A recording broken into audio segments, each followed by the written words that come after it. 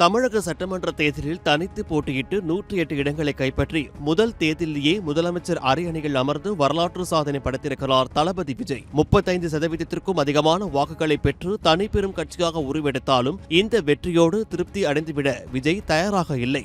அவரது கண்கள் இப்போது அடுத்து வரவிருக்கும் உள்ளாட்சி தேர்தலை நோக்கியே இருக்கின்றன. சட்டமன்ற தேர்தலில் தமிழகம் முழுவதும் தாவேக அலை வீசினாலும் ஒரு சில குறிப்பிட்ட மாவட்டங்களில் மட்டும் அக்கட்சியால் ஒரு தொகுதியை கூட கைப்பற்ற முடியவில்லை. குறிப்பாக விழுப்புரம், திருவாரூர், நீலகிரி, நாகப்பட்டினம், மயிலாடுதுறை, அரியலூர், தென்காசி மற்றும் கன்னியாகுமரி ஆகிய 8 மாவட்டங்களில் திமுக மற்றும் அதிமுகவே அதிகம் வெற்றி பெற்று இருக்கின்றன. இந்த 8 மாவட்டங்கள் தான் இப்போது முதலமைச்சர் விஜயின் மெயின் டார்கெட். இந்த மாவட்டங்களில் தாவேக ஏன் தோல்வியை தழுவியது, மக்கள் செல்வாக்கு எங்கே குறைந்தது என்பது குறித்து விரிவான ஆய்வு நடத்தி அறிக்கை சமர்ப்பிக்க அந்தந்த மாவட்ட நிர்வாகிகளுக்கு முதல்வர் விஜய் இப்போது அதிரடி உத்தரவு பிறப்பித்துள்ளதாக தகவல் வெளியாகியிருக்கிறது. வெறும் மாநில அதிகாரம் மட்டும் போதாது, உள்ளாட்சி அமைப்புகளையும் கைப்பற்றினால் மட்டுமே தாவேகாவின் ஆட்சி அதிகாரம் அடித்தட்டு மக்கள் வரை முழுமையாக சென்றடையும் என்று முதல்வர் விஜய் நம்புகிறார். இதற்காக சட்டமன்ற தேர்தலில் கிடைத்த அதே வேகத்தோடு உள்ளாட்சி தேர்தலையும் உடனே நடத்தி முடிக்க தாவேக அரசு திட்டமிட்டு இருக்கிறது. பெண்களின் பாதுகாப்பிற்காக எடுக்கப்பட்டுள்ள